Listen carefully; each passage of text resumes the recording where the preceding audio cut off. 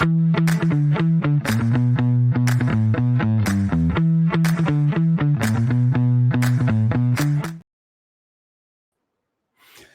welcome everybody. Super excited. This is our 7th episode of the Multi-Cloud Expedition, and very much appreciate everybody that's been joining over the multiple different episodes, as well as that is joining for this one. We've got a fantastic show ahead, so I'm excited to jump into it shortly. Before, as always, like to level set the audience, like to level set everybody on what the Multi-Cloud Expedition is, the series, as well as, kind of how do we define the multi-cloud. So that begins with this entire industry, IT architecture industry trend, by where in order for organizations to achieve their business outcomes, they are finding every day they've got to use multiple clouds to achieve that. Those multiple clouds range all the way from the way left of this slide, the private cloud, right? Private clouds, on-prem data centers, those things are not going away anytime soon, all the way through the hyperscalers, as well as managed service providers, to sovereign clouds, and out to the edge. Now, not every organization is going to use all of these clouds, but some combination of them are going to be needed for the indefinite future in order to deliver the business applications that in turn deliver those business outcomes. So as of right now, we're looking at about 87% that have done that. Well, along that IT trend, that multi-cloud IT trend, is a journey that every customer is on, every organization. That journey began with being cloud first, right? It was, okay, there's all these promises of the cloud, and we want to go ahead and take advantage of those. So let's jump in and let's go ahead and begin moving applications. Let's begin creating native applications in the cloud. Let's go. And what was interesting is there was certainly a lot of that during the pandemic, and things even accelerated in many cases, whether it be for evacuating a data center or you name it. In the prior episode, actually with David Linthicum, we covered some of this. And what's coming back is that sometimes the objectives there that were originally designed for are not being met by jumping into the cloud in that nature. So we kind of descend into, and customers and organizations have found themselves in cloud chaos. Actually, this cloud chaos term is something that was self-described by the customers that I meet with, as well as through our surveys of our customers, where they're saying, you know what, I've hit this complexity wall now, right? I had that greater choice of clouds, but now I've got more complexity and security and governance. I've got disparate management of apps, cloud, and infrastructure. And it's so much chaos and complexity that now my processes are actually slowing down. I'm not able to get to those business outcomes like I was as fast as before, because I've got too much complexity. So this series is all about helping you with VMware cross-cloud services and the underlying capabilities of the VMware product set encapsulated within VMware cross-cloud services to help you get to cloud smart. So this is the journey. Cloud first, cloud chaos, gets you out of there and gets you into cloud smart. So with that, let's do a quick recap of the prior episodes. Wow, this is hard to believe. We are episode number 7 today. So 1 through 6 began with just a pilot episode on increasing developer velocity, thinking about how can you accelerate that application development and get to faster business outcomes. Then looking at, and each step along the way, we were really examining what is the top challenges customers, organizations are having, and then finding specific examples of how we can help with tactical product solutions in those areas. So another big question that came up for customers: help me with the, what's the cost of all my cloud operating workloads, right? As well as containers and all my different properties. How do I observe that? And then begin to get into security. And then going deep into security, where how do we protect applications? How do we recover from ransomware attacks? Then transitioning into, okay, well, a little bit of how did we get here, right? In the multi-cloud world, specifically on the topic of mergers and acquisitions. So we covered, okay, now there's been some kind of announcement, a merger or acquisition, brought in an industry expert from Deloitte on that one. How do IT organizations tackle that in order to merge those IT properties quickly, recognizing that it also introduces an even more complex multi-cloud environment. Then last episode, another industry expert from Deloitte, David Linthicum, came on, and he helped us with understanding the fundamentals of what's going on in the industry, and then how IT organizations can prepare for this trip to this journey to the multi-cloud by modernizing their data centers and making them really multi-cloud ready, and covered that. Okay, that was a lot that we went through. So all those episodes, you can hit that QR code and it will get you to a website that goes through all of them. We do all the show notes, put all the show notes in there so you can review it and find and search for things easily.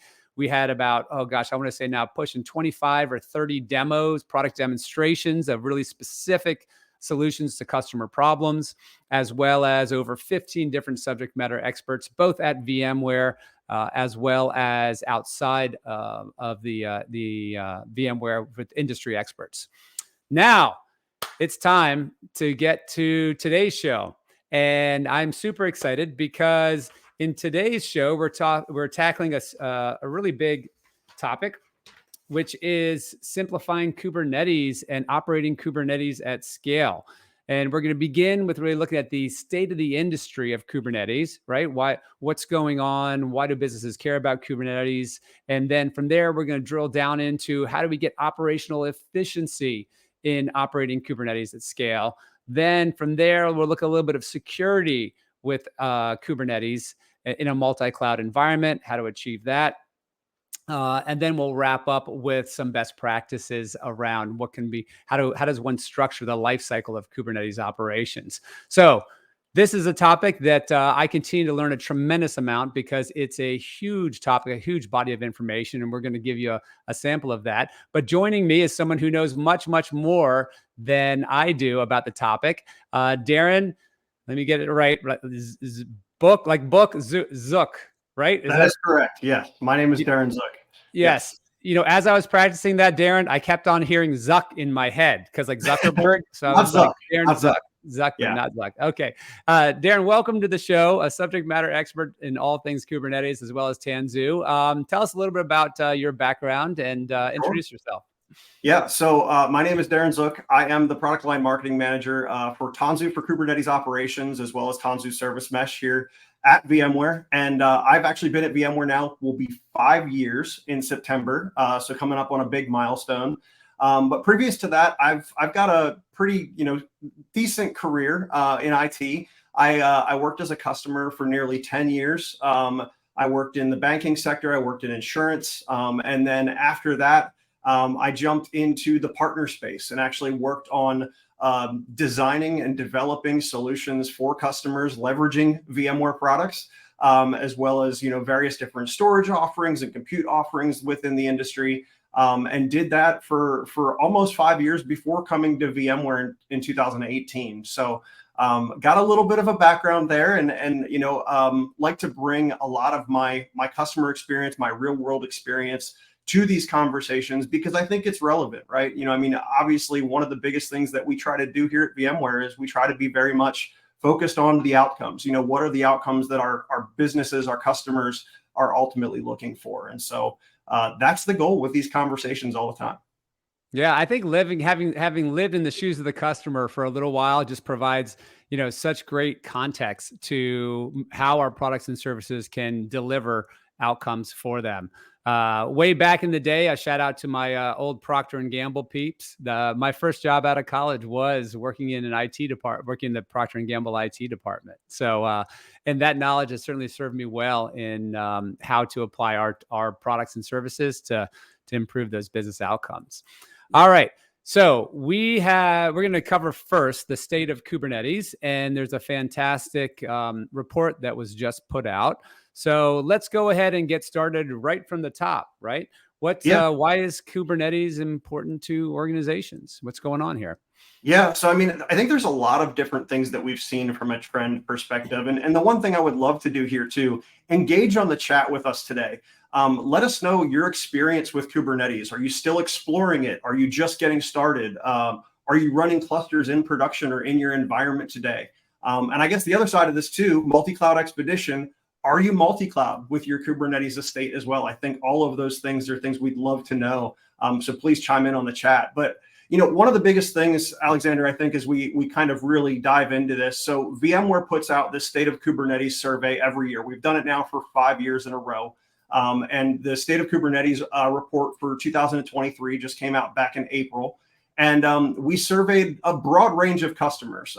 We actually talked to 752 different software development and IT professionals, as well as, and they were in organizations, I should say, of 1,000 or more employees. So a nice spread in terms of what we think most customers are, hopefully experiencing.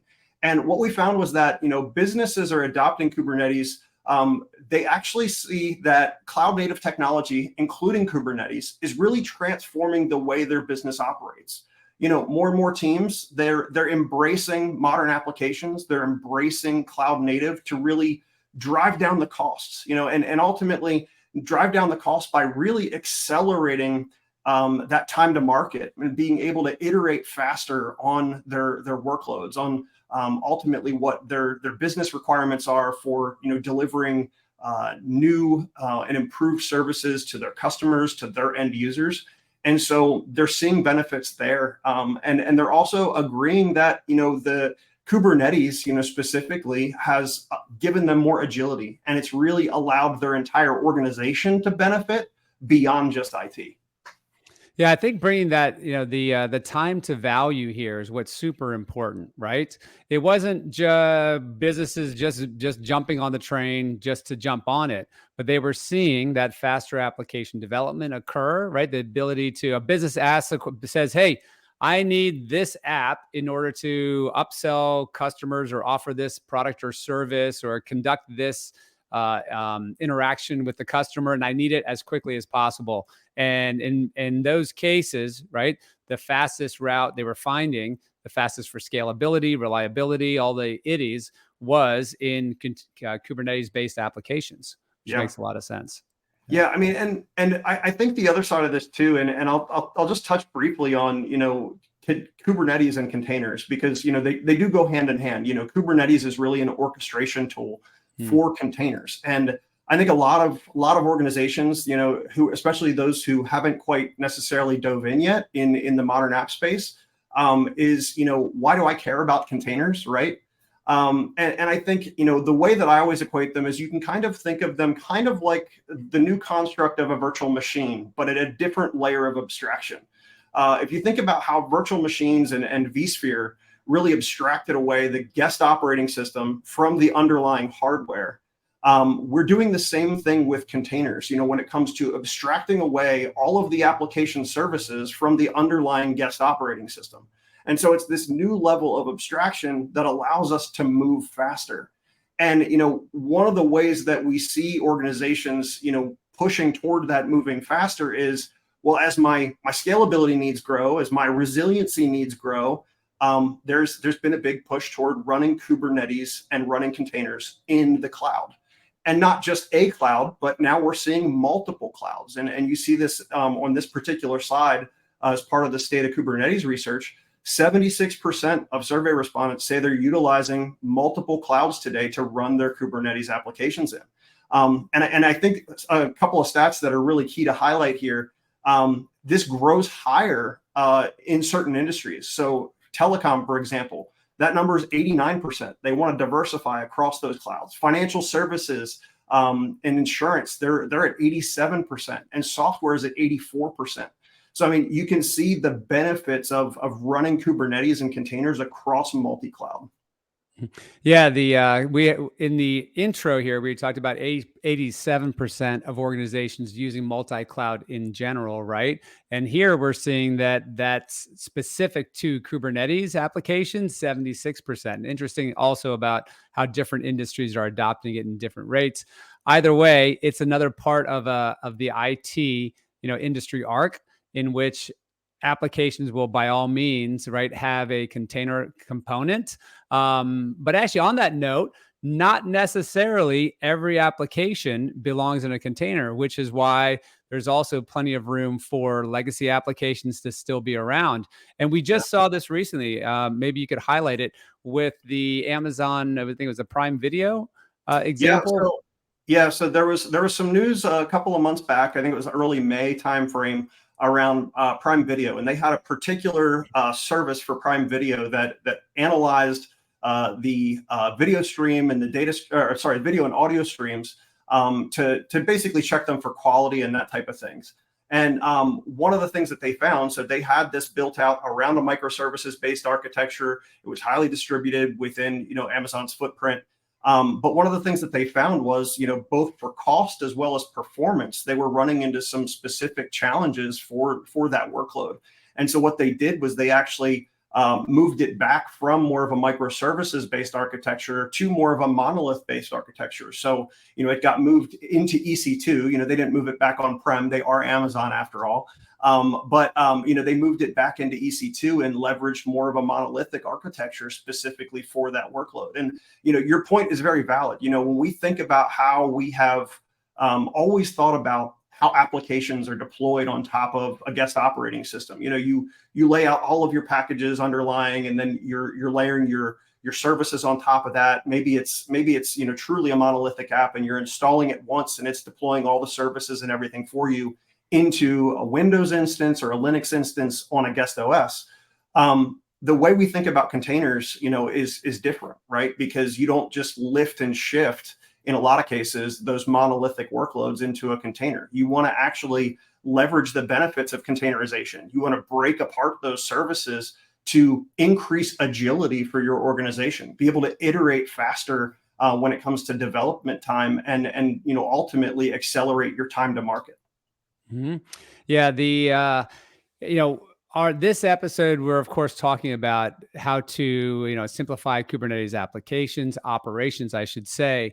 However, it's important to always keep in mind, as you've just described, that North Star of what the application needs to achieve, and then what's the right way to design it. So for the application architects that are out there, those system application architects, it makes, having that forethought about where is this going to run, right? Because sometimes it can make sense to operate something locally. Could be for security reasons, could be for regulatory reasons, right? And then the actual type of application also important. So although we're diving deep right into Kubernetes, I want to always, give that perspective that it doesn't solve everything. And in fact, sometimes things have to be re-architected to meet certain objectives. Exactly right. Yep. Yeah. All right. So, state of Kubernetes. Okay, we kind of went through the what's going on in the industry, as well as why companies are adopting it.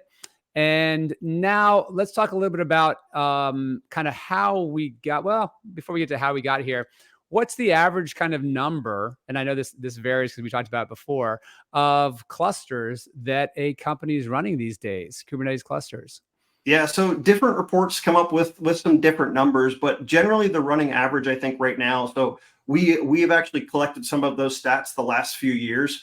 And one of the things we found is that the number of organizations with over 50 clusters actually doubled from 2021 to 2022. So in 2021, our data showed us that customers that had over 50 were only seeing it about 16%. In 2022, that number jumped up to 29%. So significant jump there. And actually nearly half of all of the customers that were surveyed had more than 25 clusters in operation. So, and this is a trend we expect to see continue. The CNCF, they're kind of the governing body around all things containers, and certainly are highly influential in the Kubernetes ecosystem and space. And they put out their own report year over year, and we see these numbers continually increasing because, again, organizations are seeing those benefits, but just as we pointed out earlier, it's oftentimes a mixed environment. You have, you kind of have hybrid use cases, you have multi-cloud use cases, but then you also have, different architecture use cases that may call on containers and VMs to live side by side in harmony for, the foreseeable future. Mm-hmm. And so that proliferation, right, of clusters and containers that is growing year over year is is why we're here today, right? Because now that's becoming a real challenge for organizations. So organizations that might have just started out by one application, right, with maybe a handful of containers that seem pretty reasonable to operate.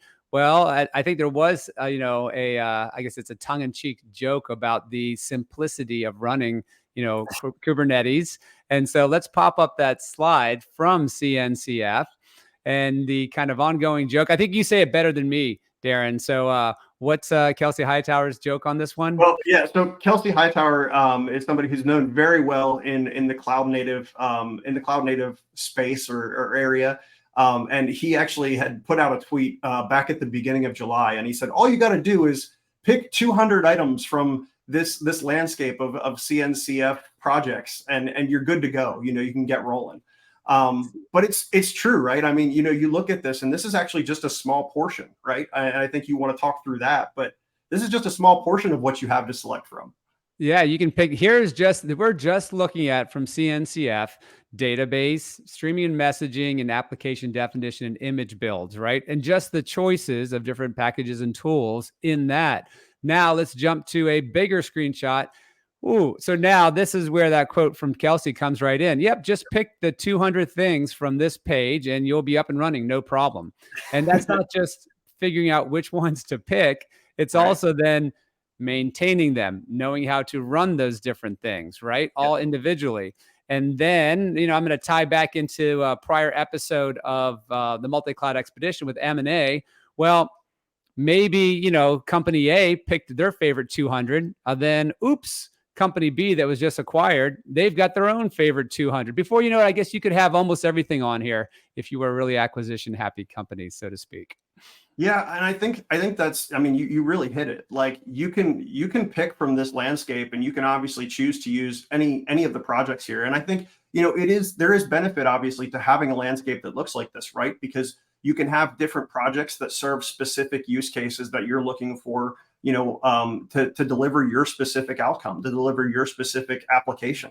But at the end of the day, that requires more expertise, more skill sets. You've got to have the team that knows, okay, well, how do we plumb all of this together? And this isn't something that our developers want to be spending time doing. We want developers focused on writing applications. We want them focused on delivering the business value, not worrying about the back end plumbing. And so, now, we look at kind of how this space has evolved. You've seen DevOps, personas. You've seen platform engineering persona seems to be the current kind of persona that owns a lot of this. But still, going out and finding that expertise is something that, even revealed in the state of Kubernetes data, is something that organizations are still struggling with. They're still struggling with, okay, well, I got to go out and find people that have these skill sets. I need them to be, I need to be able to pay them well and keep them employed so that they can maintain this for me, because there's a lot here. And so, from a VMware perspective, one of the biggest things I think for us is, how do we provide more of a curated or opinionated approach to using the right open source tooling to ultimately deliver on the outcomes that you're looking to achieve. And that's really the goal behind, VMware Tanzu overall. Yeah, this ties right into a persistent theme throughout the challenges of the multi-cloud and through the different episodes, which is customers saying, and when I go talk to them, usually their number one, chief challenge or difficulty is finding the people with the expertise and hiring them to tackle that multi-cloud, right? Because if you take that list that we just had up, or that giant, kind of CNCF landscape, could you imagine what the job rec would look like, right? Would you list out 200 tools? I need a platform ops engineer who has expertise in 200 plus tools. It's just crazy, right? Everything from Pinniped to Carvel to Valero, you name it. The list goes on and on. It does. Okay, so we've got a skills challenge. Customers have got a skills challenge, hiring for that skills challenge. And this ties into that 200, mess. of complexity, of beginning to slow things down. So again, one app, and a handful of containers, a lot easier to manage. Now we're getting into the multi-cloud area, which ties to the next topic of where and how can we achieve some operational efficiency in Yeah. all of this? Yeah, no, it's a great question, and I think for us at VMware, I mean, obviously, one of our key function in the software space is to deliver software that really helps address some of these challenges with tooling, and so with Tanzu for Kubernetes Operations is kind of the overarching story that comes with managing all of this complexity at scale. And so, really at the end of the day, there's a few key hallmarks that I'll hit on here as part of the Tanzu for Kubernetes Operations story, and then we'll jump into some fun demos and some things. But first and foremost, organizations, we're consuming across multiple clouds today. It's not just a private cloud on-prem. It's not just a couple of private clouds. We're seeing more and more adoption of containers across public clouds and multiple public cloud instances, Azure, AWS, Google Cloud. And so how do we bring consistent Kubernetes cluster management at scale? And that's something that we're able to deliver with Tanzu for Kubernetes Operations. It brings that entire Kubernetes estate, and we can actually attach and manage and apply policy consistently to any CNCF conformant Kubernetes runtime. So if you have a CNCF conformant runtime, chances are we can probably attach it to Tanzu for Kubernetes Operations into a consistent, cluster management pane and bring all of that management under one roof so that you're not having to manage it across, all those multiple clouds. Oh, go ahead. I was going to say one thing that really hit home for me, because I'm newer to, I'd say, the pain of Kubernetes but I'm not new to the pain of setting up Windows servers. And so when we were talking earlier, I loved your analogy, right? Yep. Of clusters, setting up clusters, and the analogy to Windows servers. So maybe, walk our audience through, for those that have got a lot of tenure and a lot of time in IT and had felt that pain, what is the analogy to Kubernetes today? Yeah, I mean, so as we stand up new clusters, and this is something I was actually going to talk on briefly there too, when it comes to standing up new clusters, provisioning clusters, one of the biggest things and challenges there is, okay, how do I get all of the baseline packages that I need before my application can be deployed into that cluster? So for example, the analogy I used, if you think back to, this is easy for me, I worked, in IT for years. I would stand up a virtual machine. Before that, it was standing it up on top of bare metal, on a physical host. But standing up a virtual machine, and I had to make sure all the drivers were in place, my VMware tools were running. I had to make sure that I had, things like Java, things like .NET Framework, making sure the right versions were installed before I could ever deploy an application specific to my workload needs. And, you can think of the way we address this with Tanzu Mission Control and part of, our Tanzu story in a very similar fashion. I want to be able to ensure that from a continuous delivery perspective, as soon as those clusters are stood up, whether in EKS or Azure AKS, or even with, our own Tanzu runtime TKG, we have the ability to ensure that all of those packages are deployed and they're there and they're ready to go, so that truly when my developer wants to start consuming from that cluster, they have all of those prerequisites already defined and they're already in place. Yeah, that is a huge operational efficiency point, that environment is ready to go for the developer, right? That the developer isn't running into, open a ticket because the right packages weren't installed properly, or they weren't configured properly. And when we say packages or tools, we're going back to that big picture from CNCF, right? Because many of those wonderful open source tools are needed to achieve the programmatic needs of the application to deliver whatever it is. And if they're not there, it's not going to work. Well, and I think the other side of this too is I think a lot of people look at Kubernetes and containers, especially IT admins, VI admins who have done, GUIs for years, is they look at it and they go, oh man, I'm going to have to learn code. I'm going to have to learn YAML or yet another markup language. I'm going to have to learn all of those things in order to be able to effectively manage this. And the beauty of this with Tanzu Mission Control and Tanzu for Kubernetes Operations is you don't have to know any of that. You can do all of this without ever having to, touch a command line. You don't have to jump in and create a YAML file or anything like that, because all of this is really managed for you as part of the Tanzu Mission Control story. Mm-hmm. Yeah, I'm seeing some activity now on the chat, and encourage folks to drop in there. What's your favorite tool or package, right, to help you, or maybe what's the most popular one if you're a platform ops engineer? What's the most popular one that you're always dealing with, and maybe even what's the most painful one? Actually, that'd be pretty interesting. What's the most painful tool or component to a container infrastructure that is giving some pain, I guess, out there. Okay, so I think it's probably a good time to roll into the demo, because that will kind of show the technical capabilities that will deliver the operational efficiency. And then when we come back after the demo, we'll kind of pull apart some of those different components, because there's a lot that can happen that Tanzu Mission Control can really deliver. And as a tool, sometimes it's hard to understand where that would apply in an organization. So we'll cover that too.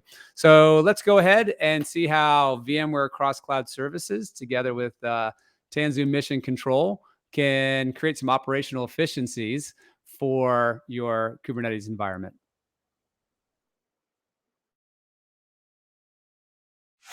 Hello, my name is Corey Dinkins, Technical Marketing with VMware Tanzu.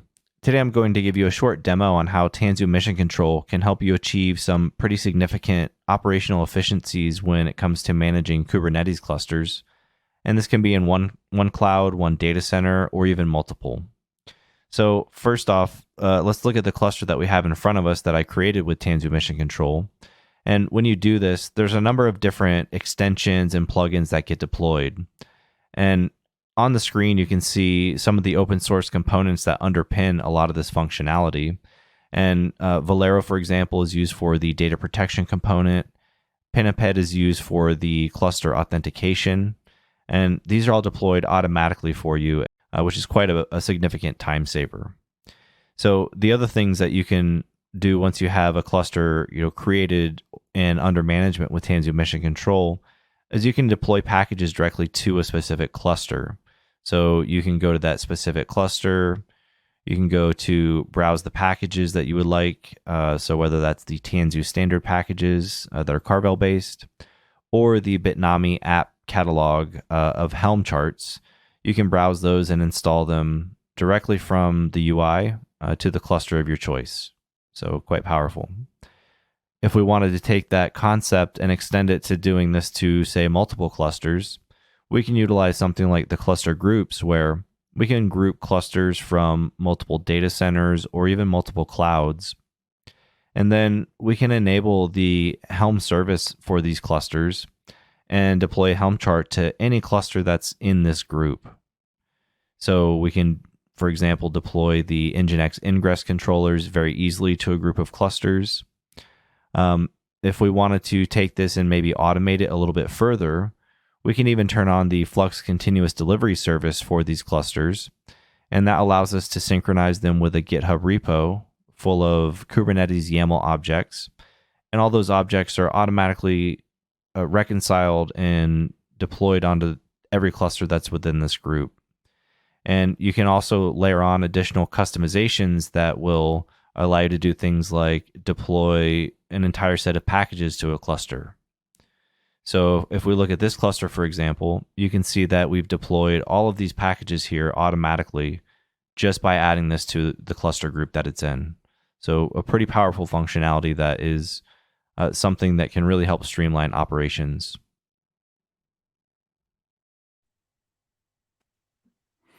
So that really is a super powerful tool, and we can see why we called it mission control, right? Yeah. So I'm thinking like a ticket comes in from a developer. Hey, I need this capability, right? This particular package. And then it's up to mission control, assuming the right hierarchy is set up, to be able to then boom, drop it in there, and it goes out to all of the applications, right, that are parts of the clusters or the containers that are part of the clusters that the developer needs. As opposed to if you're trying to do that one by one by one, right? That poor developer would be opening tickets all the time trying to get that platform capability. So Yeah.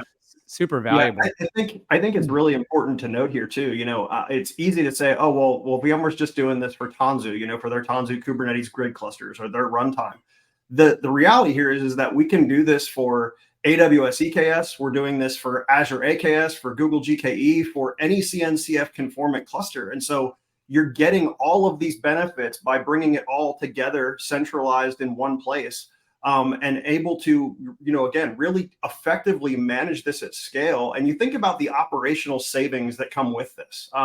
You just highlighted it. If you had to do this across every cluster on every cloud that you're consuming from, think about the time, the time suck to some degree that's ultimately going to create on your operations teams, or maybe on you as the platform engineer who's responsible for this. And so I think that's one of the biggest things that is a benefit here is that we're able to repeat this consistently. And I would argue it's not just clusters too. We can actually do this and the same function across namespaces as well. So if you have a namespace within Kubernetes that you have multiple clusters belonging to, we can actually apply some of these policies and have that continuous enforcement of that policy across an entire namespace as well. So really, really powerful capabilities as part of Tanzu Mission Control. And I imagine there's a number of audience members out there who have probably built some of this stuff themselves in some patchwork, and there might even be some audience members out there who are saying, you know what, I've been meaning to get around to trying to simplify some of this minutia, right? And this is where Tanzu Mission Control comes in. Is yes, we heard over and over from customers what a pain it was to do some of these customizations or coordinate it amongst a complex infrastructure. And so this is really that technical capability to simplify their lives and get that business outcome. Yeah, you think about, you mentioned business outcomes. Think about what this does for platform engineering teams, for IT operations teams. Think about, developers building an application and, the security and governance team, they're getting ready to launch it. And the security and governance team says, oh, wait, hold on. You can't launch that new application until you have, logging because of regulatory requirements. Hold on, Darin. Wait. Are you saying that, that the entire process will be completed where an application is about to go out the door and then somebody in somewhere else in the organization hits an emergency stop and says, no, you have to jump through these 3 more hoops before that? I thought that never happens, Darin. It's unthinkable. It's unthinkable, right? But this is the beauty of automation, of building in operational efficiency. Another great example that I thought about too is, think about business growth or, merger and acquisition. You hit that earlier, where demands that require us to scale out an application further. Maybe that requires new clusters on additional clouds even. We can now deploy consistent clusters no matter what cloud or business unit we might be consuming it from or through, and automatically deploy all the necessary packaging and have all of that with consistent policy throughout. So it's really, really great from a use case perspective. Yeah, one that I was thinking of, I think we mentioned it, or it was mentioned in an earlier conversation that we had, was, and we were tied into that M&A scenario because the M&A stuff, it's persistent, right? Where companies are acquiring, entire IT infrastructures. And so let's say on the one hand, right, company A, everything's good. They've got the right bit logging in there. And there's a name for that. I can't remember the name of it. I don't know if you do. It's like bit logger or something. Anyways, that package. And let's say security and governance at acquiring company A says, yep, got that all covered. All of our stuff is good, right? Then company B comes in and they say, do you guys have this? No, right? Then having something like Tanzu Mission Control to say, no problem. We can get that. We can get that. the visibility into it, as well as deploy it to all of these different applications so as to be in compliance before we take ownership of that company, as well as the liability associated if they didn't Absolutely. have that. So, Yeah. yeah. Yeah, no, it really powerful. And I think, that kind of leads into, I think, our next discussion point too, which is, it doesn't stop there. It can't just stop with the operational efficiency. It also jumps into how do we secure this? How do we apply consistent security at scale? And we have some answers for that too. That's another huge topic. It comes up every time, right? Because with that proliferation of the multi-cloud, that proliferation of containers and of the connections between containers and different clouds, comes the question of how do customers, organizations improve security? Sometimes it's just how do they get a view into what's going on, right? And we also covered some of that in previous episodes. But let's talk about Kubernetes and security. So you want to talk us through this slide?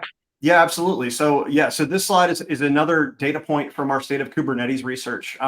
And really what this is pointing out is that, we're finding more and more that organizations are looking toward tooling to really help them secure their environments.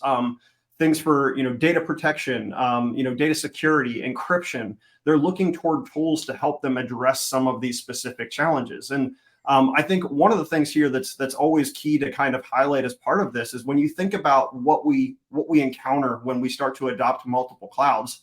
Well, they all have different, different security tooling. They all have different tool sets, different role-based access control.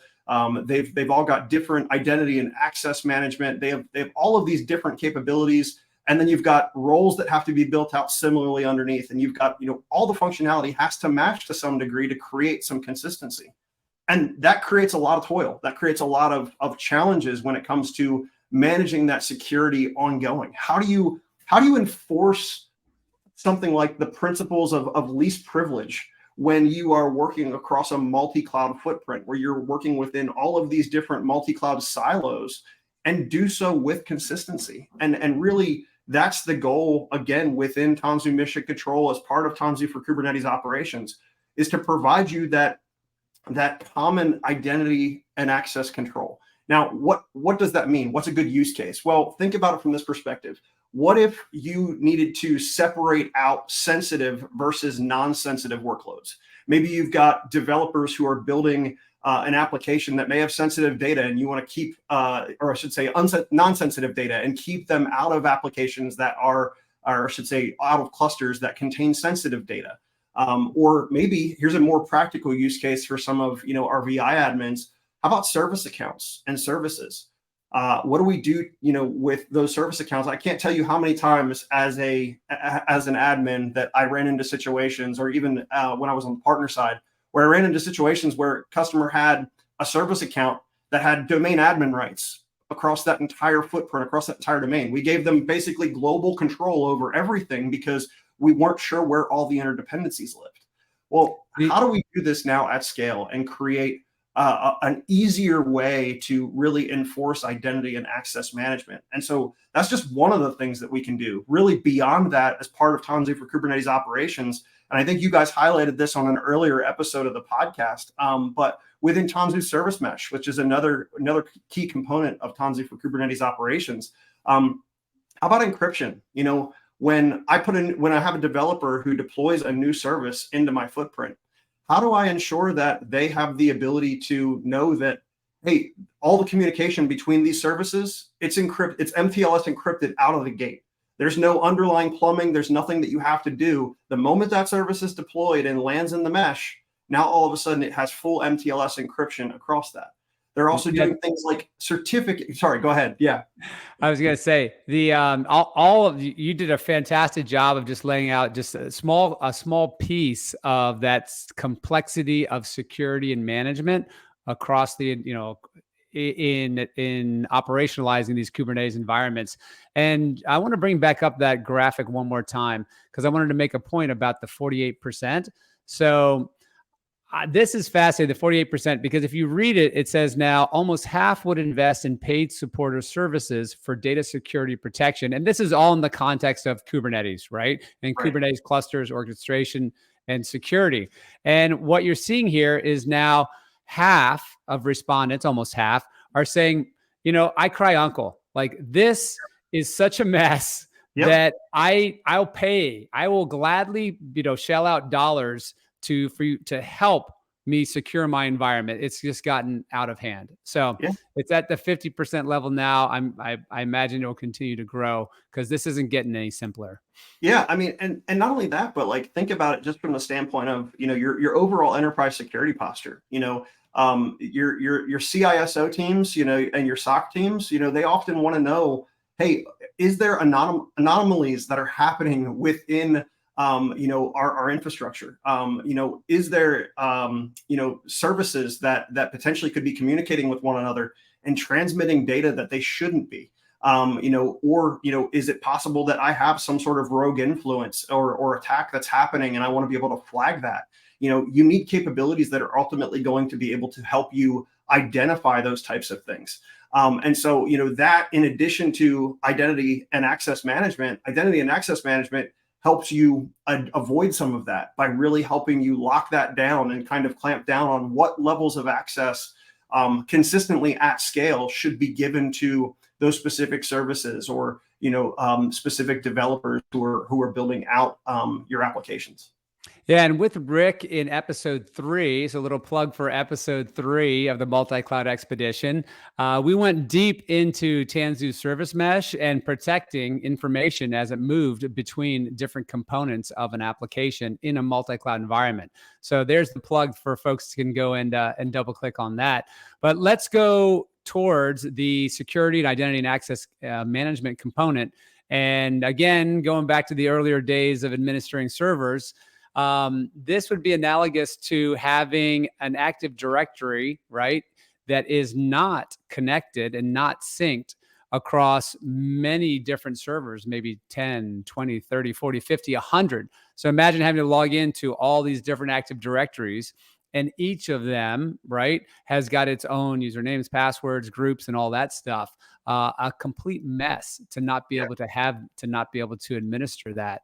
And so lots of customers are kind of have created that, maybe not intentionally, but they do have it and are looking for a solution out of it. And I think this is where the next demonstration is going to be a good example of what are the capabilities to help, control, right, all of those different security and identity and access management components in a way that creates that operational efficiency.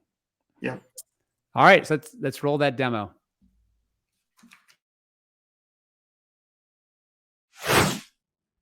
For this demo, I'm going to show you how Tanzu Mission Control can help you ensure that you have a consistently applied security posture across all the clusters that you have in your environment, whether they reside in one cloud or multiple different clouds. So as you can see here, we have clusters that reside in Google Cloud, we have some that are on-prem, and also some in Amazon EKS. So if we go to the access management, this is where we can control the IAM and RBAC policies for our Kubernetes clusters. And so if we look at the cluster group that we were just viewing, you can see all of our clusters here. We can apply policies at the organization level. We can also apply them at the cluster group level and even at the individual cluster level. So for example, if we wanted to create a role binding for a service account for this dev group, we can easily do that here. So we add our namespace, add the service account name, and click save. And now any cluster that is added to this group subsequently will get this policy automatically. So quite a powerful functionality.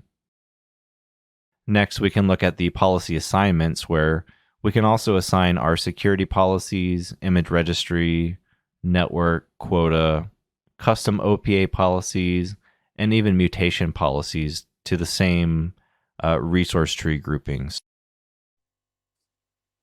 So there we're looking at, quite a lot of powerful functionality, but it's powerful functionality in the abstract, right? So we've got policies, an abstract concept. You've got user groups, abstract concept, groups of clusters, groups of namespaces.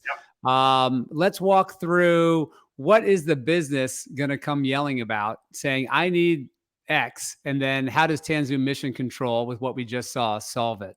Yeah, no, I think it's so. I mean, I think of like again, I'll go back to security and governance because it's something that I think every organization always has top of mind. But again, they're coming maybe even as part of our change control process. They're coming to us and saying, hey, we can't launch this new feature, new functionality, or even this new application without having a way to consistently implement and manage as well as audit identity and access control across all of our clusters that happen to potentially be across all of our clouds. And so bringing this back together again holistically from a single source of truth, but also a single source that we can enforce that policy from has tremendous benefit to organizations who are adopted Kubernetes and multi-cloud. So think of it as legal comes over and says, you know what, our country just passed a new sovereign requirement for application developers. Yep. How do we go and enforce that, right? Yeah. Yep. And this is where having that centralized Tanzu Mission Control for identity and access management, they can say, okay, here's the business requirement, in this case, legal requirement to meet regulatory needs. And then we're going to execute and implement that using this console. Yep. That's exactly the story. I mean, and we're seeing that more and more, right? I mean, the data sovereignty requirements for organizations, especially across, the different geographies, it's changing, and that whole landscape is just rapidly evolving. And I think, this is a great way to be able to know that, hey, if I'm operating, especially across multiple countries, I have a way to enforce that, hey, developers in one country may not have access to the clusters in another country, and those have to be managed by a development team there, just because of, different regulatory requirements that may apply. And Tanzu Mission Control, right, abstracts that, and we I guess we make it look simple. This is what we've been doing for 25 years. We just hit our 25-year anniversary, right? And 25 years ago, we began with making it look simple to take a physical hardware and abstract the virtual machine up from that.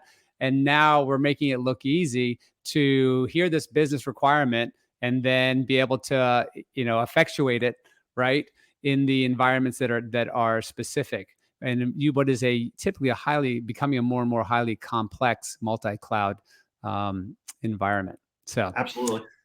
All right. Well, probably that's also kind of a good segue into the next area, which is there's a ton. I mean, we've scratched the surface, right? Scratched the surface of containers, Kubernetes orchestration, the different packages, securities, and how we might manage that. How is that kind of represented? Let's bring up this slide on lifecycle. Maybe you can talk us through the lifecycle of Kubernetes and what are the different pieces to focus on here?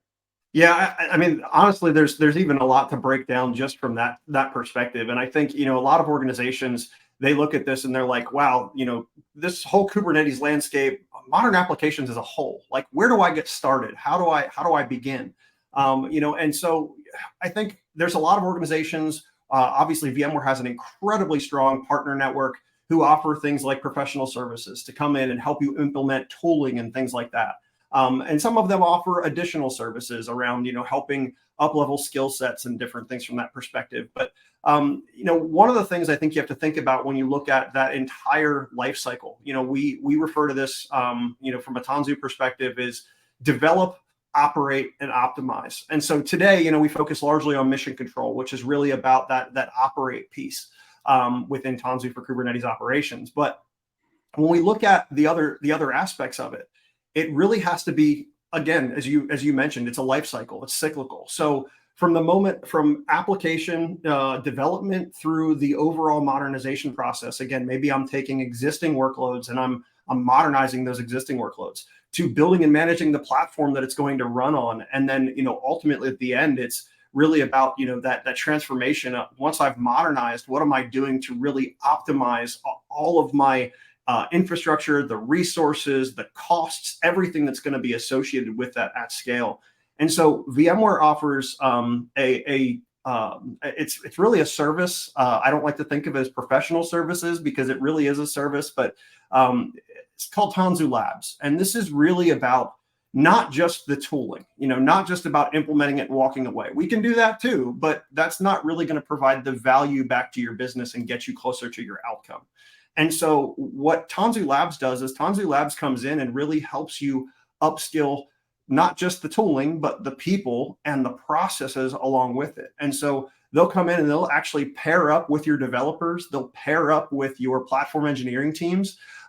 We even have programs where we can help take an assessment of the entire landscape of all the applications in your environment and in your overall footprint and help you determine, well, what does make the most sense to containerize and modernize with Kubernetes and containers? What makes the most sense to potentially lift and shift into a cloud? What makes the most sense to maybe modernize and move to a cloud versus keeping it on-prem, or vice versa? So there's all of these different capabilities that we can provide here to really, again, look past just the tooling, but go beyond into the people and the process as well. I think that question that we started with from the customer saying, where do I get started? That's probably an easy one to answer, but it's not a good one to answer when the answer should really be we're going to help, right? Tanzu Labs is going to help make you successful through the whole life cycle. Because just getting started could be just picking out some components in order to, quote, just get started. But that does not make a successful operating environment for the applications. And when I think of Tanzu Labs, they really look at that entire process to give you the best practices for application development, right? Through architecture, through operating it, and in which cloud. So absolutely. Fantastic. All right. Well, boy, the time has flown, and we're running a little bit late. That's okay. Sometimes the show does run over. But with this, I want to welcome Leanne to the show because Leanne has been watching the chat behind the scenes, and perhaps in the future I'll do a better job of timing things. But there were so many good points that Darin was making that I wanted to expand on, that I think we only have time for maybe one question before we jump to the next thing and wrap up. So Leanne, you get to pick the best question from the audience. Oh, wow. Okay, that's going to be a tough one. We did actually, though, at the start, when Darin first kind of asked, hey, where are people starting with Kubernetes, kind of where are you in the process? So we saw quite a few people that are just said they're just starting to investigate. So based on that, there's a question about if Mission Control is still something that will help smaller businesses. So if you only have a couple of clusters, is Tanzu Mission Control still something that can help? That's a great question. Yeah, and I would say absolutely. I mean, so one of the things I think when we think about, Tanzu for Kubernetes Operations, Tanzu Mission Control, really this story is all about simplification.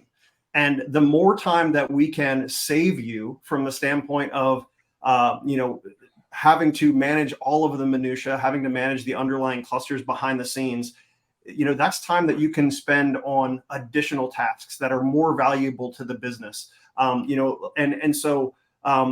focus on things like, what happens when the business requirements then require you to scale? Well, you're already built for scale at that point. So you can already take advantage of the capabilities that Tanzu Mission Control has. So I think there's a few different things that I would say absolutely yes. But I think the biggest one is just time savings. We talked about it at the beginning. The operational efficiency is truly unparalleled. Awesome. Thank you. Awesome. All right. Well, with that, Darin, I want to thank you for joining us on episode number 7. And will you be at Explore? Are you coming to Explore? I will be at Explore. I've got a couple of sessions at Explore, so hopefully I will run into some of the names behind all of the chats that we've seen go past. But it's truly been a pleasure. Thanks for having me. Yeah, and this is a live show, and so in that sense, reach out to Darin if you're going to be at Explore. You can reach out to him on LinkedIn, right? Yep. And if you have specific questions that didn't get answered because we ran over, then I'm sure Darin would be happy to answer those and/or connect you or make recommendations about which are some good sessions to go deeper into this topic. So, absolutely. And with that, thank you, Darin. Thank you, Leanne, for bringing the questions to us. We'll go ahead and do a quick summary of what we covered today, right?